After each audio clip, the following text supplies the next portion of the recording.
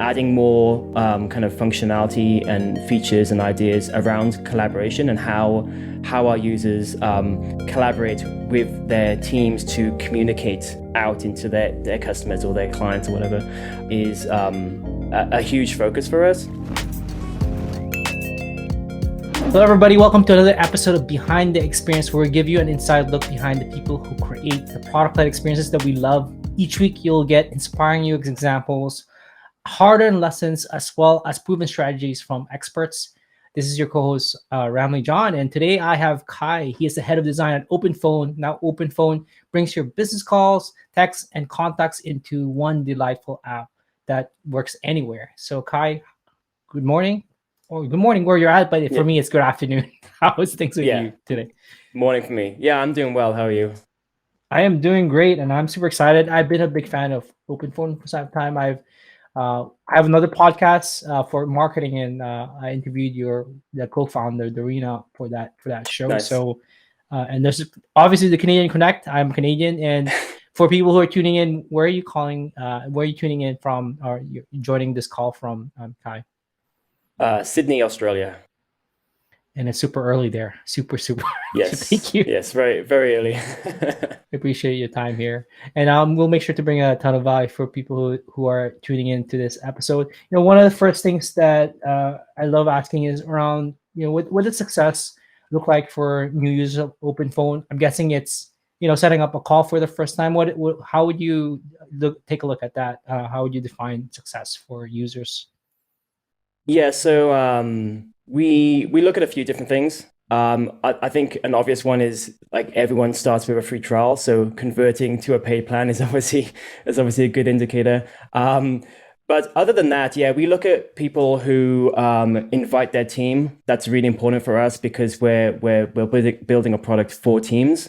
So if people invite their team early on, that's a good indicator that they could be around for a long time. And also just core features, you know, sending messages and making calls, and also receiving messages and receiving calls. And we just look at the kind of the amount that, you know, a user would be kind of doing in the first few days, the first month, the first few months. So those are the main things. We also we tend to kind of try and identify types of users, and we, you know, success for us as a company.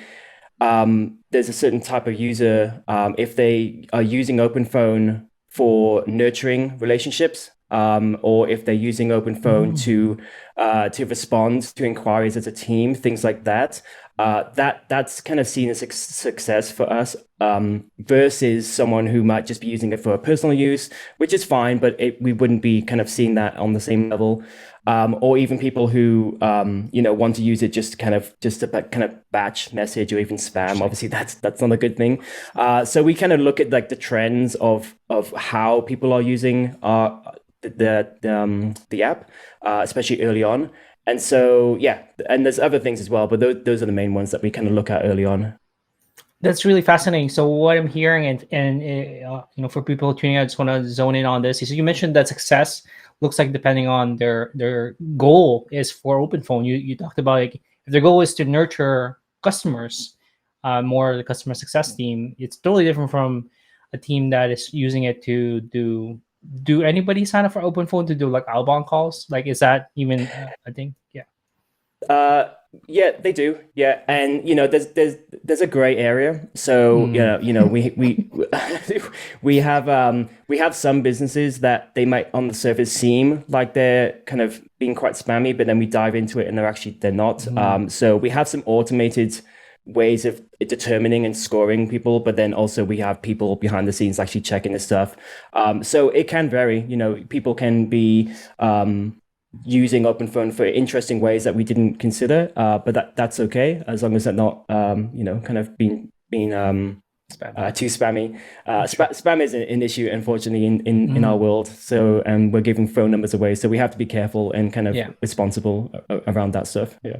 That makes a ton of sense. And the other thing that I heard you mention is around teams. Success for teams that is more than one person is different from somebody who's using it for personal. You know, there's a team of one, they're a company team of one. Can you talk a little bit more about that? And for context, I believe OpenPhone is built for teams, because that's when the Yes. true power of OpenPhone is seen, when multiple people in a team, in a company, uses it. Sorry. Yeah, for sure. So, I mean, we make it very easy for people to sign up. So you don't have to sign up with your whole team from day one. And we don't we're okay essentially if people sign up on just on their own and over time invite the team. I think land and expand is a very powerful way of kind of growing. And so we want to make it as easy as possible for rather than top down, someone at the top having to make that decision for the whole business. We allow people it just kind of, on the ground, like who are doing the work to just sign up for a free trial, test it out, maybe invite one or two of their coworkers, and over time make a case for the whole business. So we get a lot of people. I would say pretty much everyone signs up just on their own, and we have an option in our onboarding to invite the team. I don't have the numbers off the top of my head, but it's quite common for people to just sign up on their own, try it out, and then over time invite more people. So we have a time frame that we look at. We don't, if someone signs up day one and day two they're still a workspace of one, that's okay. So we just look at the time scale of how long it takes a user to go from 1 to 2 to 5 to 10, etc. It's quite common for people to sign up on their own. Yeah, it makes sense. I love you pointed it out, the land and expand. Usually, before I invite my team members, I want to make sure that I'm comfortable with it, so that I don't look like a fool to my coworker. So I love that strategy, like not being, not forcing, or not being so pushy about, hey, make sure you add your teams, Ramli, add it Yeah, now, go do it. That's what we're gonna get exactly. into first in terms of experience for signing up for OpenPhone. Is, when people sign up for the first time. This is interesting. I guess this is what you mentioned around, for people tuning in just via podcast. There's a screen that says "Welcome, Ramli," and then there's some words there, and then there's two buttons for my team or just for me. So I guess as people are signing up, you really want to figure out exactly, how you're going, who is signing up for here right from the get-go, is what I'm hearing. Yeah, for sure. And even if you choose just for me, it doesn't kind of like block you out of any functionality Mhm. later on. You can of course still vote your team, but it just affects the next stage of the onboarding. So we, Oh. if you say it's for my team, then we ask these questions around just getting a bit more insight into the type of business they are. Whereas if you just say just for me, we skip this whole step. So we kind of lose some of that insight, which is why we want to encourage people who are intending to use it for their team, even if not right now. We like to ask those questions, and so that's why we have that prior question there. Do you use this information here? You're asking for, company name, your team size, your industry, and is there something that your sales team uses, or you use, or is that something down more of the pipeline you're thinking about? So both, I would say. We definitely use this information now. Our marketing teams can use it, and our growth teams, our CS teams definitely use it. And we just from an analytical point of view, it's very useful and kind of handy to kind of see the types of industries that are coming through our pipeline, so that we can kind of give that information to our marketing and kind of content team. So we use it in a variety of different ways. Um, but we also have more plans in terms of how we use this information, but also other types of information we can grab, not just in onboarding, but maybe other parts of the product as well, just to give us as much insight as we can, on the types of users that are using our product, what kind of features different types of users prefer, because we have different buckets of users. I would say we're very obviously horizontal. We're not kind of focused on one niche. So yeah, we this is like a kind of a first stage of like grabbing that Nice. information and using it. But yeah, like I said, we have more plans in the future to kind of do That's more cool. with it. That's good. That's good to hear. I want to move on to now the what you mentioned around spam. You're giving people numbers here. You say hello to your temporary Yeah. number. People can select port over the number, or pick one. And then I Mhm. feel like that's one of the reasons why you probably ask for a credit card upfront, just so that's Yeah. it's a valid reason to, if somebody has entered a credit card, they won't be able to create a bunch of free numbers to start scamming people potentially. So Is that true here? Where this is one of the reasons why, as a business strategy, let's make sure to ask for a credit card upfront. Yeah, absolutely. There's actually a few steps in the onboarding that are predominantly there to add a bit of friction. I think in our business, we don't have the luxury of sign up for email and you're in. Mm, So we have to be responsible because we're, like you say, we're right. giving away phone numbers, and unfortunately, people use phone numbers for the wrong things, right? So yeah, so we have to add a bit of friction. We're still thinking around creative ways, essentially, that we can do this, so that we are having enough friction, both what you can see and also behind the scenes. There's actually things happening behind the scenes as well to kind of check what's going on, to kind of try and stop spammers and fraud. But also we want to continue to have this experience be as easy as possible. So there's definitely like a balance that we're trying to find, and sometimes we'll push one way, sometimes we'll push the other way. So this is going to be an ever evolving thing. But yes, that is definitely why the credit card portion is in there. That makes a ton of sense. You don't want bad, what do they call it in the news? Bad actors or Bad bad people actors, bad to actors. to end Yeah. up using your phone number to do malicious things. And I totally see that, limiting that. And when somebody does enter their credit card, I would have to say this is one of the favorite things I've seen. Welcoming somebody to the product is such a critical moment. And what OpenPhone does is this confetti just gives me delight. I don't know why. For people tuning in via audio, again, once you put in your credit card, it says inbox clear, you're in the product now. But from the top of the screen, there's like a bunch of confetti that falls. Was this there from the beginning, this confetti, or like where was it somebody's like, oh, let's add confetti because it's fun? Yeah, so no, it wasn't there initially. I stole this idea from Loom. Loom, I yeah. don't know if you know Loom's. They have this Easter egg keyboard shortcut, which I love.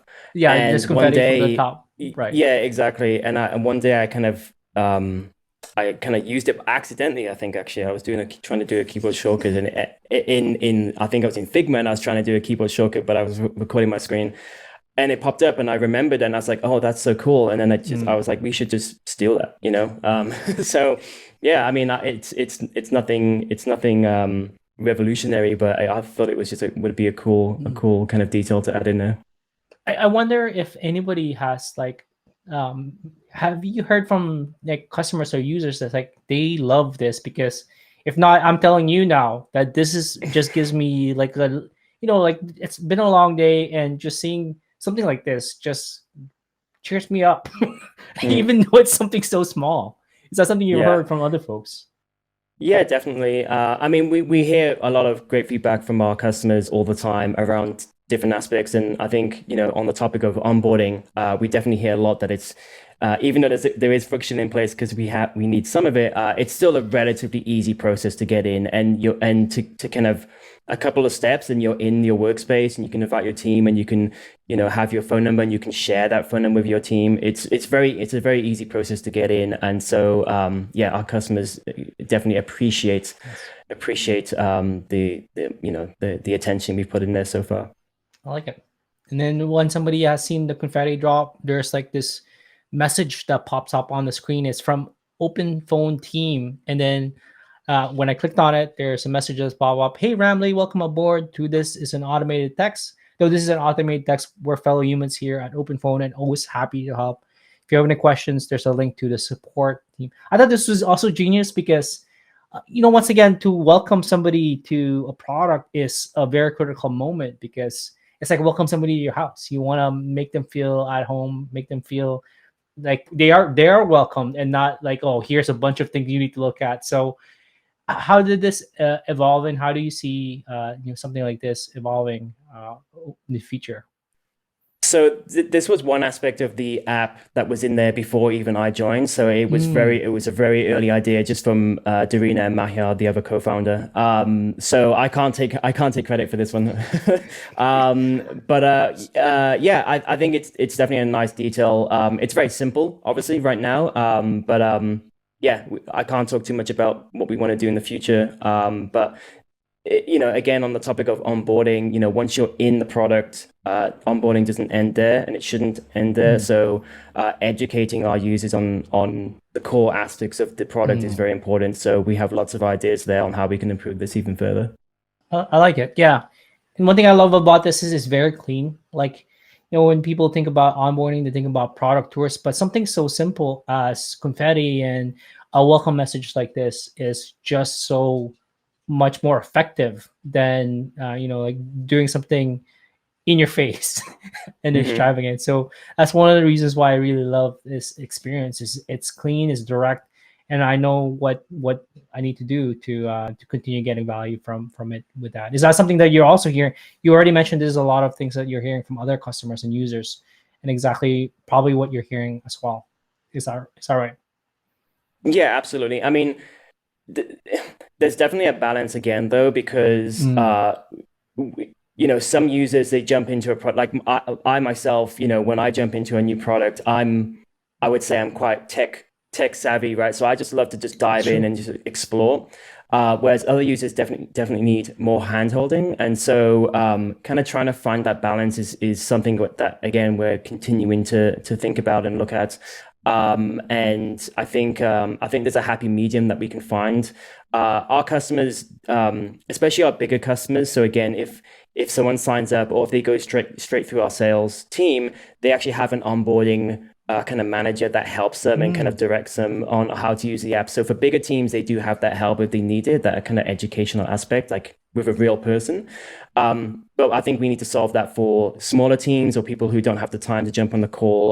How can we kind of start to educate the user on other aspects? But again, like to your point, how can we do that without cluttering the experience or kind of being too in your face? So yeah, we have some ideas around that. So we'll continue to explore. awesome. That's good to hear. And I guess that's while you've been working on this for OpenPhone for some time, is there anything that you have been surprised with? Like, for example, you're expecting the results to be something, but it was the opposite, or just something that you through your experience, like you were expecting something, but the opposite was the thing that happened. Yeah, definitely. So, talking about friction, there was some recent. So you'll notice on the credit card page, it used to just be credit card, no billing information, and then for various reasons, we had to include billing information. We were actually required to. Mm, interesting. It's too complicated to go into, but we basically like we had to make this change, and this was quite recent, maybe a few months ago, maybe. And I was very worried about that change because it was one thing to ask for credit card during a free trial, and it was another thing entirely to have like a kind of 5, 6 kind of Right, field form address, yeah. for billing information, right? So I was very worried that this was going to hurt our signups, hurt our conversion, but it actually didn't have too much of an Interesting. impact, and that was something I was very surprised by, and I guess it made me realize. Sometimes a bit of friction is okay. If Yeah, anything, it weeds out the bad actors, as you say. yeah. And if someone has high intent, within reason, they're going to put a little bit more effort in to kind of get the results. So that was very surprising for me. And what it made me realize is we have I wouldn't say loyal because people haven't signed up yet, but there's almost like this loyal intent, if that makes sense. And I Interesting. and it must be I don't know how we have this. Maybe it's just through our brand and our website, or we're just lucky. I'm not sure, but yeah, that was very surprising for me that it really did not affect our conversions that much. I mean, it's been a few months, so we'll see how it trends over time, of course. But yeah, that was That's I was very fascinating. worried about that, and that was not nearly as bad as I thought it would be. That is super interesting. I did not. I would have been with you. Or like, oh, let's add Mm. like like six. I forget address. State, country. Your zip code or your postal code, and I would assume that that would hurt conversion. But that is an interesting, fascinating observation. In terms of what you want to try off next, what are some things that you can share? And it might not be necessarily for the onboarding experience, but it could be Mm. for what are you excited to be working on next for at OpenPhone that you can share to the audience without us having to sign an NDA necessarily. There's so many things that we're working on. Way too many to list off, and some of them we want to keep close to our chest for now. On onboarding, like I've kind of, I guess, touched on a few things, but it's an, I think for every company it's the same thing really, but it's an kind of evolving process. You're constantly testing things and trying things out and experimenting and trying to improve the process. So there's a lot of ideas we have both during kind of the sign up part of onboarding and also once you're in the product. Like I said, we want to do more around education and kind of teaching our new users how to use the app, the core features. So that's one thing. And as a business and as a product, we are very focused on collaboration, team collaboration. Like I said at the start, success for us, customer success for us is any user that has intent to sign up for their team, even if they start off just on their own. And so adding more kind of functionality and features and ideas around collaboration and how our users collaborate with their teams to communicate out into their customers or their clients or whatever is a huge focus for us. And also integrations is going to be big for us next year. We have a few now. We have Salesforce, we have HubSpot, we have Zapier, we have Slack. So we've got a few of them, but we really want to push that. We also have webhooks as well, but like having our own API is something we're looking at. And just kind of really pushing the integration game next year to really allow our customers to connect to all the tools that they use and just like really reinforce and compound that kind of power that they have is a big thing for us. So I can't talk about any specifics, unfortunately. But yeah, those are some of the things that are very exciting that are coming up soonish. That's awesome. Thank you for sharing that. I really do appreciate it. And one final question: where can people find out more about OpenPhone, and where can people find out more about you? Are you on Dribble or LinkedIn or Twitter? Like, where do you want to send folks to after? Yeah, for sure. I mean, openphone.com is how you can find out more about OpenPhone, and we have our blog. We have other links there. Obviously, sign up for free if you're interested. And then for me personally, I'm on Dribble. I don't post much these days. I want to try and get back into it. I'm just, super busy and just never had time to post things. But you can check me out there. You can check me out on Twitter. I don't really post much on Twitter either, but hey, you can follow me. And also LinkedIn, same story. I don't use it much, but you can connect to me if you want and reach out. That's about it. Awesome. Thank you so much for your time. Appreciate it. Awesome. Thank you.